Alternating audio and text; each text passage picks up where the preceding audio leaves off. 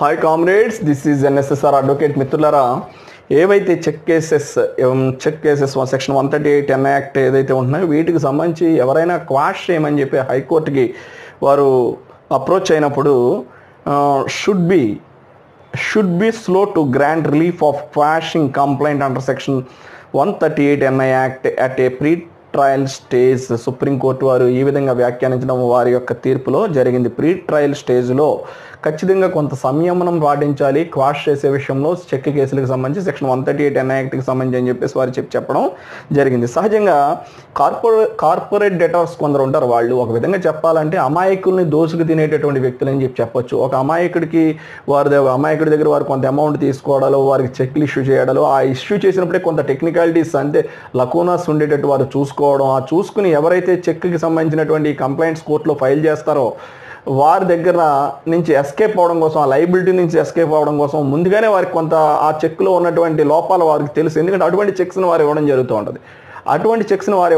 ఉంటుంది. కాబట్టి దానికి సంబంధించి అటువంటి విధమైనటువంటి ఆ యొక్క జాగ్రత్తలు తీసుకుని ఏ విధంగా లైబిలిటీ నుంచి ఎస్కేప్ అవ్వాలని చెప్పేసి వారు ఆ విధమైన లోపాలతో కూడినటువంటి చెక్స్ని ఇష్యూ చేస్తూ ఉంటారు. కొందరు దొంగలు మాత్రం, అందరూ కాదు, కొందరు దొంగలు మాత్రం ఇలాంటివి చేస్తూ ఉంటారు. ఇలాంటి దొంగలు చాలా చోట్ల, అన్ని చోట్ల మనం చూస్తాం. ఎందుకంటే వీళ్ళు వైట్ కాలర్ పర్సనాలిటీస్ అని చెప్పాలి. సోషల్గా సొసైటీలో వారు పెద్ద హై పీపుల్ కింద, వైట్ కాలర్ పీపుల్ కింద తిరుగుతూ ఉంటారు. వారికి ఉన్నటువంటి ఈ యొక్క కేసులు సామాన్యులకి ఎవరికి ఉండవు. మనం ఏదో అనుకుంటాం, పైకి కనపడేది మేడిపండు చూడ మేలిమై ఉండి పొట్ట విప్పు చూడ పురుగులుండి అని చెప్పేసి ఇలాంటి వాళ్ళు ఈ సొసైటీలో చాలామంది తిరుగుతూ ఉంటారు. సో వీళ్ళు చేసేది ఏంటంటే అమాయకులను మోసం చేస్తారు. కాబట్టి ఖచ్చితంగా ఒక ఏమీ తెలియని వ్యక్తి చెక్ తీసుకునేటప్పుడు కూడా కొన్ని జాగ్రత్తలు తీసుకోవాలి. ఏమీ తెలియని వ్యక్తి, ఇన్నోసెంట్ పర్సన్ ఆ చెక్ ఇష్యూ చేసేటప్పుడు కూడా చాలా జాగ్రత్తలు తీసుకోవాలి.